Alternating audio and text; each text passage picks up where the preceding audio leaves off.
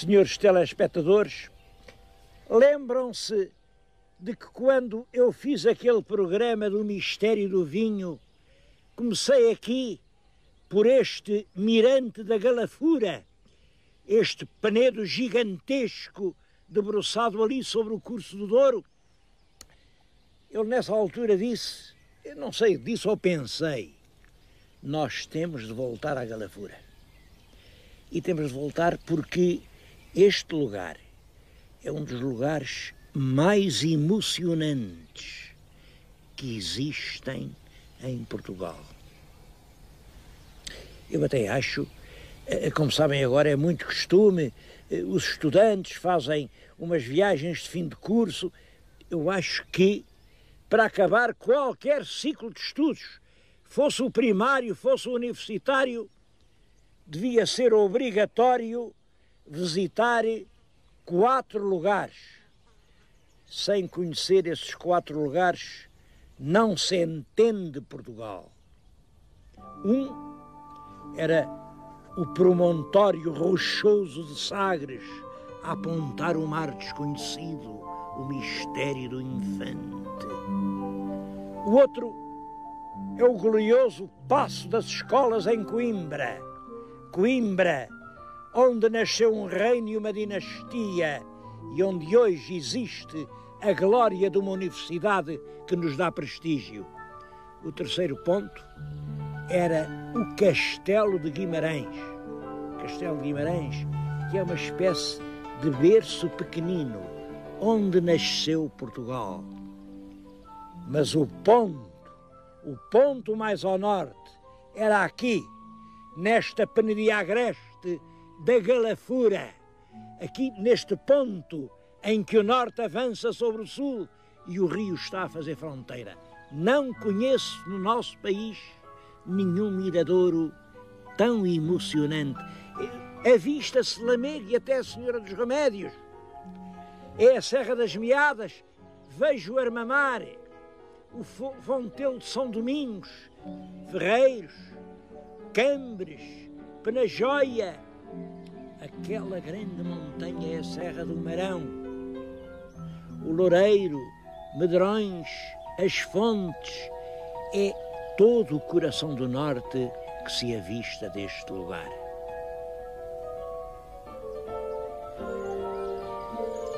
Isto é um conjunto de rochedos que eu acho que, desde há muito tempo, foi considerado sagrado. Há aqui umas histórias de magia, de encantos, de enredos. Bom, logo a capela é a de São Leonardo. É claro, é uma capela feita há pouco tempo, em vez de uma muito antiga que lá havia, que se calhar já vinha em vez de outra ainda mais antiga, porque tudo isto remonta aos princípios da humanidade. Agora chama-se São Leonardo e isso tem graça. São Leonardo era um santo especializado em libertar os escravos. Como sabem, antigamente os homens escravizavam-se uns aos outros, punham-lhe algemas nos pulsos, nos pés e obrigavam-nos a trabalhar acorrentados. Ora bem, bastava uma oraçãozinha a São Leonardo, as algemas caíam como que por milagre e os homens ficavam livres. São Leonardo era o patrono da libertação. E isso é que faz perceber porque é que ele está aqui. Reparem, ali passa o Rio Douro, era a fronteira, do lado de lá havia mouros que faziam escravos os cristãos, do lado de cá havia cristãos que faziam escravos os mouros. Quem apanhava aos outros dizia: isto só serve para trabalhar a terra. Punham-lhes logo as algemas nos punhos e todos, mouros e cristãos, esperavam pela hora da libertação. É isso o que quer dizer aqui esta pequena ermida de São Leonardo sobre a antiga fronteira do Rio Douro.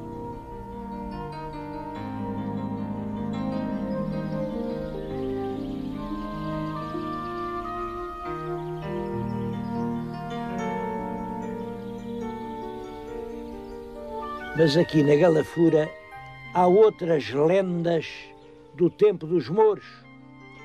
Por exemplo, este ciclo das lendas de Dona Mirra. O meu telespectador está a ver aqui uma abertura nos rochedos. Sabem o que é? É a entrada para o palácio de Dona Mirra.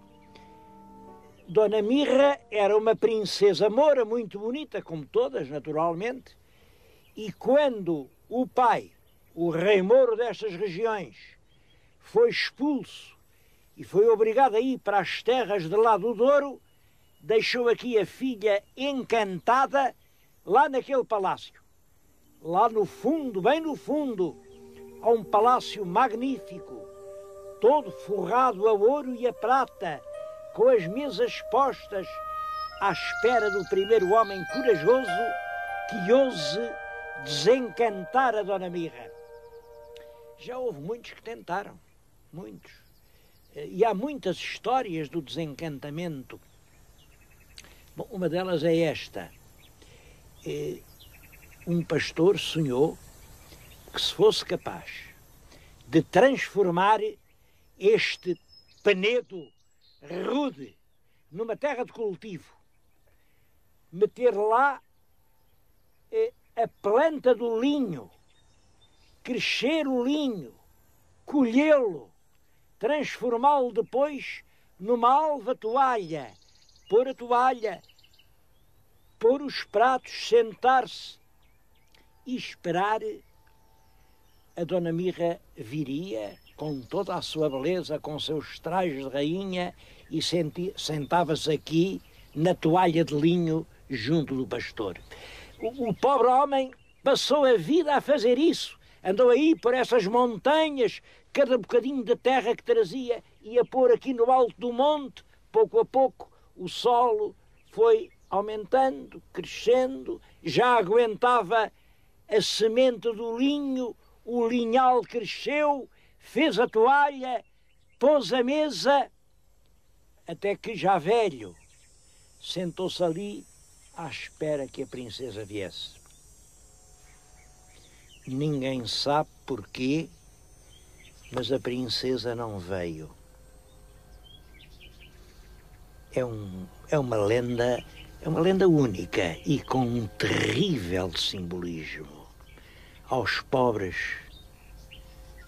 não basta pôr a mesa, é preciso ter o que pôr lá. E era isso o que o pastor não tinha. E eu penso, não sei, foi por isso que a princesa nunca veio. Há uma outra história parecida. Um pastor sonhou que era muito longe daqui, e deram-lhe um pão de 4 cabeças. Vocês sabem o que é o pão de 4 cabeças? É assim, o pão tem 4 bocados, são 4 rações. Hoje as pessoas já nem pensam nisso. Mas o pão de 4 cabeças quer dizer o pão para 4 cabeças. Era aquela ração de um homem de trabalho um dia inteiro, uma cabeça de pão. Bom, o homem veio lá de longe, veio caminhando, e disseram-lhe: quando chegares com o pão nas mãos, junto do palácio de Dona Mirra, verás lá um belíssimo corcel branco, e ele vai-te levar a galope por esses mundos de sonho e vais ser muito feliz. O homem veio, mas imaginem um homem sem ter nada que comer, com um pão de 4 cabeças. A certa altura a fome apertou, e ele é que lá pegou, arrancou uma cabeça do pão, comeu, saciou a fome, e quando chegou aqui, à entrada do palácio, o pão já só tinha 3 cabeças. E realmente estava aqui o lindo corcel branco. Imaginem que o corcel já só tinha 3 patas. A princesa ainda veio aqui à janela do palácio, mas olhou para o corcel de 3 patas e disse para o trabalhador: olha, tu não cumpriste o prometido, comeste uma cabeça do pão e eu não posso cavalgar num corcel de 3 patas. Bom, qual é o sentido do sonho? Cada um dê-lhe o sentido que entender, porque estas lendas servem para isso mesmo. Cada um dá-lhes a significação que entender. Eu acho que também é uma lenda triste. Um pobre homem nem um bocado de pão pode comer para realizar os seus sonhos.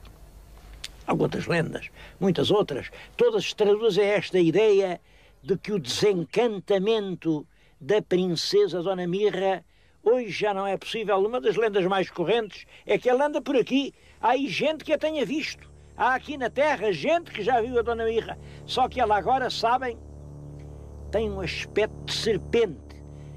Anda aqui entre os arbustos, tem uma expressão pavorosa e medonha.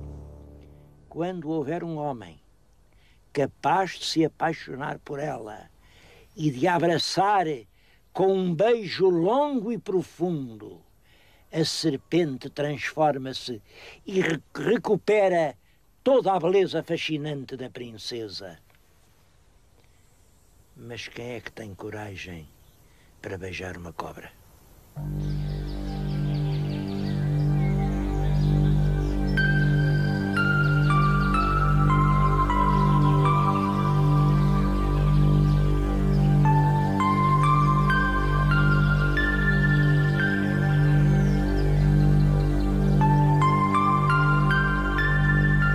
Toda a região é bonita, toda tem motivos de interesse, merece uma visita.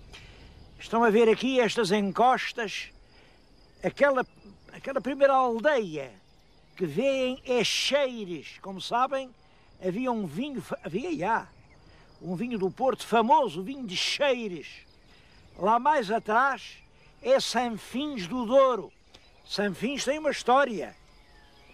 Nasceu lá um rapazinho que embarcou para o Brasil e foi fundar lá a maior cidade do mundo ao sul do Equador, a cidade de São Paulo. Era o padre Manuel da Nóbrega.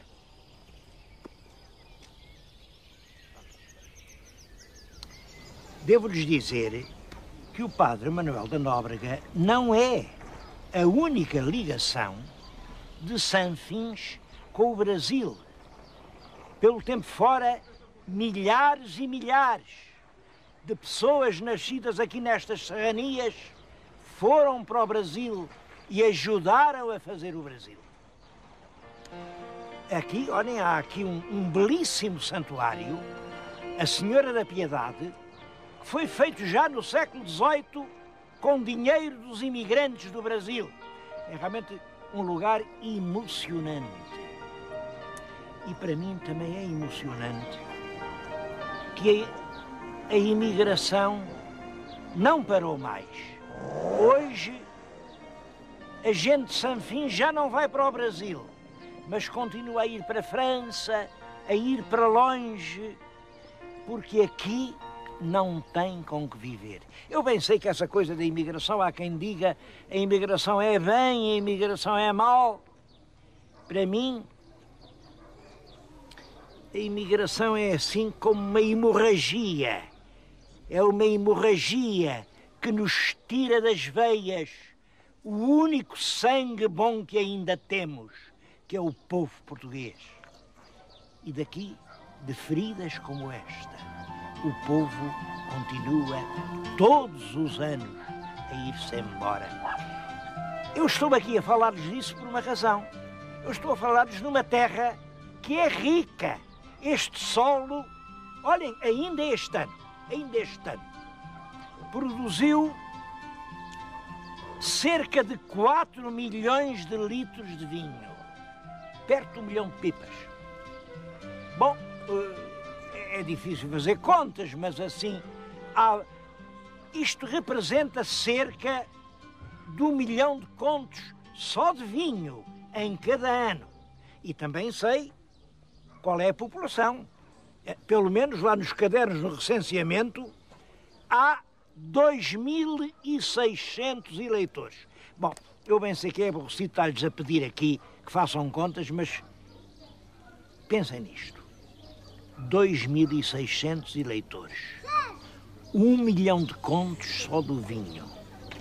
Isto dá uma capitação superior a 300 contos anos. É das mais altas capitações do país.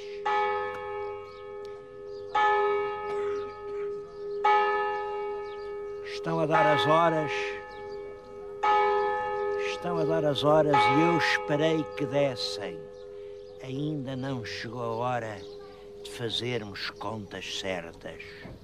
Como é possível que 1 milhão de contos ano não tenha ainda podido servir para estancar essa hemorragia?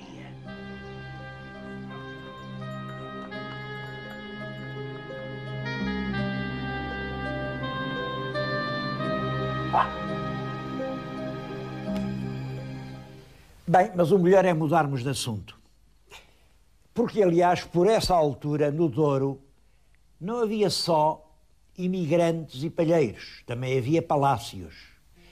Eu estou precisamente a falar-lhes num palácio da região, um palácio do vinho do Porto, aqui numa terra muito antiga, Celeiroz. Celeiroz já teve fural dado pelo Dom Afonso Henriques, imaginem. Esta casa tem várias coisas notáveis. Uma que realmente me impressiona é ter as paredes interiores de corda. É uma forma de construção original aqui desta região. Isto faz-se assim, com junco, há aí muito junco, muito junco. O junco era torcido, o junco torcido faz uma corda e essas cordas esticadas entre réguas de madeira eram depois rebocadas de barro. Isso permite uma parede que isola, tem realmente uma caixa de ar, e uma parede muito leve. Uma parede que permite fazer as divisões nos sobrados. Os sobrados que eram sobre as grandes vigas de castanho. Mas não é por isso que eu vim a esta casa. Esta é a famosa casa de um homem do século passado a quem chamaram o Doutor de Provenzende. O Doutor de Provenzende é um exemplo de intelectual útil e construtivo. Era um homem já de uma família ilustre, o tio dele era vice-reitor na Universidade de Coimbra, é claro, tudo gente muito chegada ao miguelismo, de maneira que o rapaz teve que ir para Paris, foi para Paris estudar, veio de lá quando a tempestade tinha passado, chegou aqui ao Douro, casou com uma senhora herdeira de uma grande fortuna de vinhedos, só que nessa altura é que aparece a praga da filoxera. A filoxera destruía as vinhas em poucos anos e gente que era rica, que tinha palácios, negócios em Inglaterra, de um momento para o outro via-se na miséria. Este homem aproveita os conhecimentos adquiridos na sua estadia em Paris e começa a estudar minuciosamente, com meios científicos e modernos, o que é o problema da filoxera. E a certa altura tem uma ideia. Não há dúvida, não há remédio nenhum que acabe com a praga.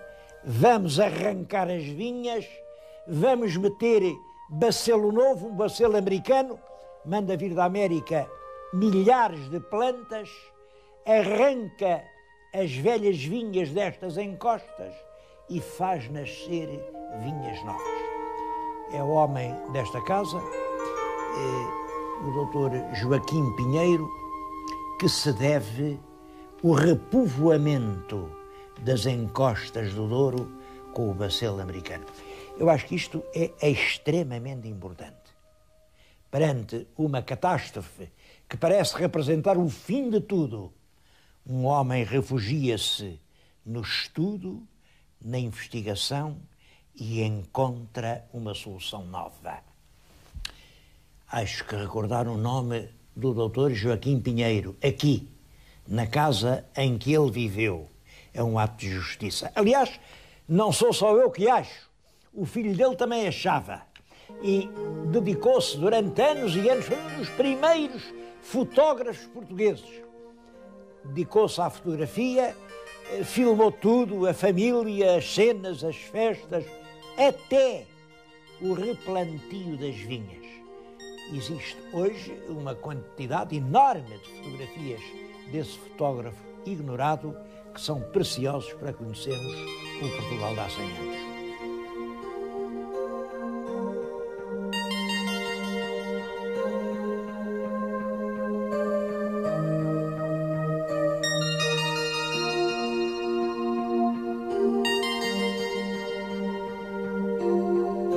Com o novo Bacelo, as encostas voltaram a vestir-se de vinhas e toda a gente sabe que a vinha e o vinho é a alma do Douro.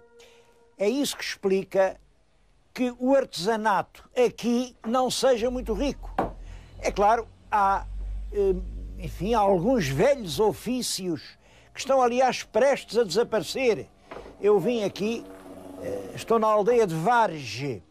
Nesta aldeia, que é uma aldeia pequenina, há 20 anos ainda havia 15 artesãos a fazer chancas. Bom, a chanca, o soco é isto.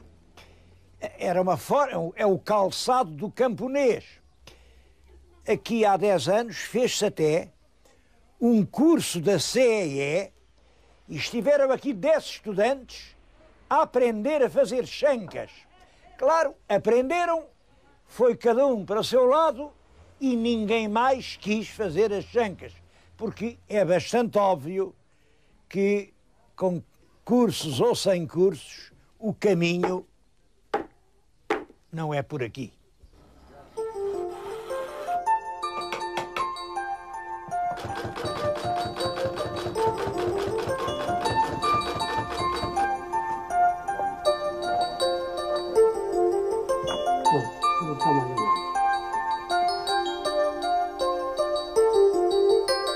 Uma outra forma de artesanato transmontano é a arte do linho. Não há muito tempo, quer dizer, aqui há 20 ou 30 anos, havia na região de Vila Real dezenas e dezenas de tecedeiras. Agora há três que fazem obras-primas, como estas que estão a ver. Bom, queria dizer-lhes que as senhoras tecedeiras que hoje trabalham já têm encomendas até ao fim do ano e até para o ano que vem e dizem que algumas delas nem para daqui a 2 anos podem aceitar uma encomenda. E devo dizer que são peças de um alto preço. Bom, aqui fica uma pergunta. Se há tanto trabalho para as tecedeiras, se o trabalho é tão bem pago, porque é que já ninguém quer tecer? Lembram-se daquilo que eu disse num outro programa? Já ninguém quer trabalhar nem com as mãos, nem com os braços, nem sequer com a cabeça. Mas eu não podia falar do artesanato transmontano sem referir a forma mais original e mais curiosa, que é a louça de Bisalhães. A louça de Bisalhães é este barro preto, a peça que lhes estou a mostrar, é uma peça, isto tem séculos, chama-se-lhe uma infusa, uma pucarinha ou uma pichorra. Serve, isto é por aqui que se bebe o vinho. Bom, reparem a beleza e a elegância do desenho.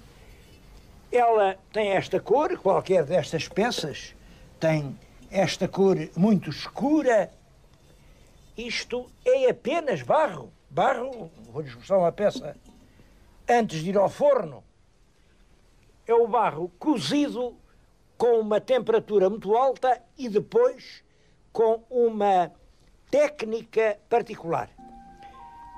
Há hoje ainda alguns excelentes fabricantes de barro de Bisalhães. Quem me permitiu mostrar estas peças aqui nesta aldeia foi o senhor Nascimento Capelas. agradeço ao Nascimento Capelas, que realmente é um artista, é ele quem desenha as suas peças.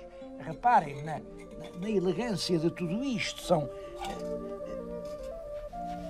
O Sr. Nascimento Capelas continua a trabalhar e, felizmente, não só ele. O ex-libris do artesanato de Trás-os-Montes é dado pela Loiça Preta de Bisalhães.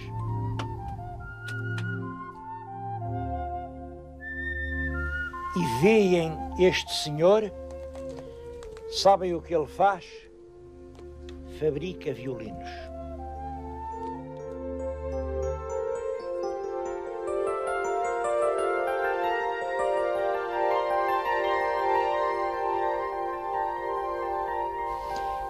Ele fabrica violinos, mas o tempo passa num instante e eu não tive já tempo para lhes mostrar nem sequer uma parte do riquíssimo património monumental da região. Peço, em todo caso, ao meu telespectador, se puder, vá a Mouçós, entre naquela capela ao lado da igreja e veja o soberbo túmulo do Fernão de Brito. É uma das joias da arquitetura tumular portuguesa. E, sobretudo, venha aqui a Vila Marim. Vila Marim é tudo no concelho de Vila Real.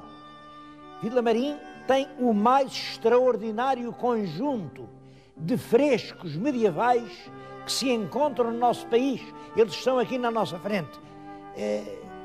Podem vê-los. Em cima é Cristo, no Horto das Oliveiras, é a altura. Depois está lá o São Pedro com a espada a cortar a orelha ao Malco. Cá embaixo são os três santos. Bom, mas não há nada como ver para crer. O meu telespectador venha ao Douro e veja com os seus próprios olhos.